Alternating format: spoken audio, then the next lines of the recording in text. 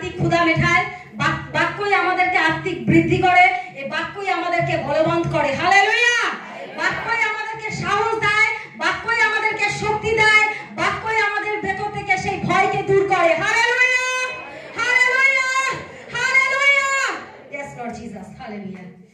সন্তানেরা, আর যদি ডক্টর আপনাকে বা আমাকে বলে আপনি একটা মেডিসিনও বন্ধ করবেন না, যদি আপনি বন্ধ করেন তাহলে আপনার কোর্স কমপ্লিট হবে না। যদি ডাক্তার আপনাকে বলেছে যে আপনি এই মেডিসিনগুলো এভরিডে, প্রতিদিন, হয় দিনের বেলা নাহলে রাতের বেলা, সময় চুজ করার ব্যাপার আপনার। দিনের বেলা বেছে নেবেন কি রাতের বেলা বেছে নেবেন সেটা আপনার উপর ডিপেন্ড করছে, কিন্তু ডাক্তার বলেছে আপনাকে মেডিসিনটা এভরিডে খেতে হবে। আপনি যদি সেই মেডিসিন একটা দিনের জন্য বন্ধ করেন তাহলে আপনার সেই কোর্স কমপ্লিট হবে না, আপনাকে পুনরায় আবার প্রথম থেকে শুরু করতে হবে। ঈশ্বরের সন্তানেরা, কারণ তুমি যখন এভরিডে তুমি বাক্য পড়ো, তোমার আত্মিক দিক থেকে তোমার বৃদ্ধি বাড়ে, তুমি বলবান হও, তুমি শক্তিশালী হও, তুমি আরো পরিপক্ক হও, পবিত্র আত্মাতে তুমি আরো পরিপক্ক হতে পারো, কারণ তুমি যত বাইবেল পড়বে তত তুমি পরিপক্ক হবে। হালেলুয়া! হালেলুয়া! ঈশ্বর বলেন, সাইকেল যখন তুমি চালাচ্ছ, সাইকেলের প্যাডেল তুমি বন্ধ করো না। তুমি যদি বন্ধ করে দাও তাহলে তোমার কোর্স কমপ্লিট হবে না। আমার ঈশ্বরের আজ্ঞা যখন আমাকে দিয়েছে, আমি যত কষ্টই হোক, যত প্রবলেমই আসুক, আমি তার আজ্ঞাকে পালন করব। হালেলুয়া! হালেলুয়া! হালেলুয়া! যত পারবো বাইবেল বাক্য পড়বো, যত পারবো আমাদের হৃদয়ে সেই আগুন আনবো, ঈশ্বরের সেই পবিত্র আত্মার আগুন, যার দ্বারা আমরাকে সমস্ত ভয়কেও আমরা জয় করতে পারি।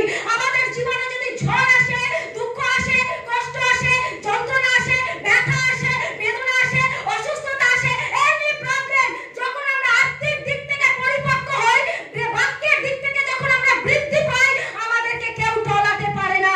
কারণ পিতা বলছেন, তুমি আমার বেদিতে যখন বসো, তুমি আমার আজ্ঞা যখন পালন করো, তোমার ভেতরে আমি সেই আগুনকে জ্বালিয়ে দিই, সেই ক্রোধকে আকর্ষিত করি, সেই বৃদ্ধিকে বাড়িয়ে দিই, যাতে তুমি যেখানে যাবে সেখানেই ফলবন্ত হয়ে ফিরে আসবে। হালেলুয়া! হালেলুয়া! হালেলুয়া! তাই প্রভু যিশু যখন নৌকাতে যাচ্ছিলেন, শিষ্যেরা যখন ভয় পাচ্ছিল, নৌকা ডুববো ডুববো, শিষ্যেরা চিৎকার করছিল, আর প্রভু যিশু ওই নৌকাতে বিন্দাস ঘুমিয়েছিলেন।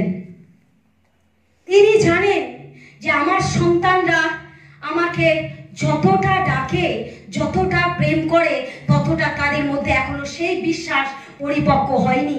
যদি তারা জানতো তাহলে বুঝতে পারতো কে তার নৌকাতে আছে, তাহলে তারা মৃত্যুকে ভয় পেত না, ঝড় উঠেছে ভয় পেত না, তারা প্রভু যিশুর সঙ্গে থেকেও তারা তাদের ভয় থেকে পালাতে পারেনি।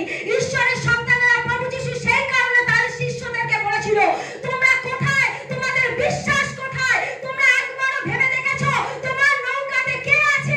তুমি একবারও দেখেছো তোমার নৌকাতে কে বসে আছে? ঝড় আসুক, তুফান আসুক, বন্যা বয়ে যাক, আগুন লেগে যাক, আমরা ভয় পাই না তখনই যখন আমরা আত্মিক দিক থেকে পরিপক্ক হই। হালেলুয়া! হালেলুয়া! পিতা বলছেন, তুমি বেদিতে বসো, বেদি নির্মাণ করো, তুমি প্রার্থনা করো, তুমি বাইবেল ভার্স পড়ো, যত তুমি বাক্য পড়বে তত তুমি পরিপক্ক হবে। পবিত্র আত্মায় পরিপক্ক তুমি তত হবে, তুমি তত বলবৎ হবে, তোমাকে কেউ টানাতে পারবে না, তোমাকে লোকে মন্দ কথা বলবে, তোমাকে লোকে মন্দ দিকে নিয়ে যাবে, মন্দ সমালোচনা করবে, মন্দ কথাবার্তা বলবে। আপনি যখন বাক্যেতে পরিপক্ক হয়ে যাবেন, আপনার নিজে থেকে সেই জ্ঞান বুদ্ধি এসে যাবে যে কোনটা ভালো, কোনটা মন্দ। পিতা বলছে, তুমি বড় কথা শুনো না, আমি তো তোমাকে আমার জীবন্ত পুস্তক দিয়ে দিয়েছি, যার মধ্যে এভরি কোশ্চেনের অ্যানসার আছে। তোমাকে কোথায় যেতে হবে, তোমাকে কি করতে হবে, তোমাকে কোন পথে বার করতে হবে, এভরিথিং রাস্তা আমি বাইবেল জীবন্ত পুস্তকে দিয়ে দিয়েছি। তুমি যখন পড়ো আমি তোমার পাশে থাকি, তুমি যখন পড়ো আমি তোমার ডান পাশে থাকি। ঈশ্বরের সন্তানেরা, প্রভু যিশুর সাথে আগে, ঈশ্বরের সাথে আগে সরাসরি কথা হতো। ঈশ্বরের সাথে স্বয়ং ঈশ্বর তিনি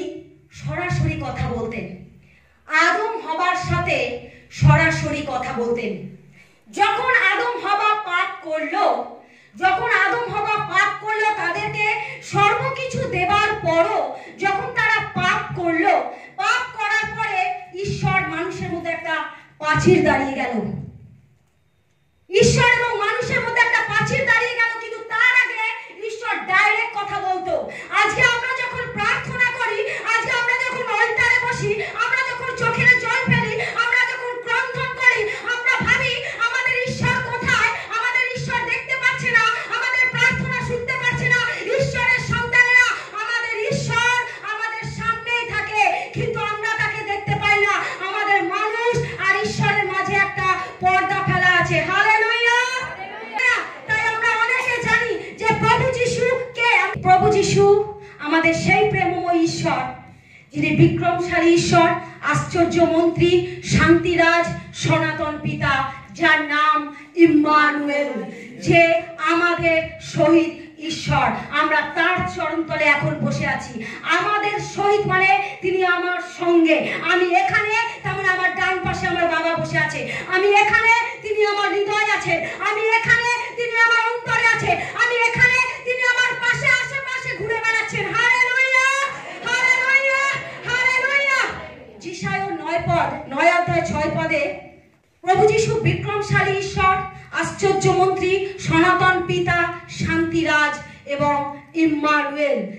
অতএব প্রভু আমাদিগকে একটা চিহ্ন দিয়েছেন। কুমারী মারিয়ার গর্ভে একটা পুত্র সন্তান আসিবে, যার নাম ইম্মানুয়েল রাখা হবে। তার নামের অর্থ হচ্ছে আমাদের শহীদ ঈশ্বর। হালেলুয়া।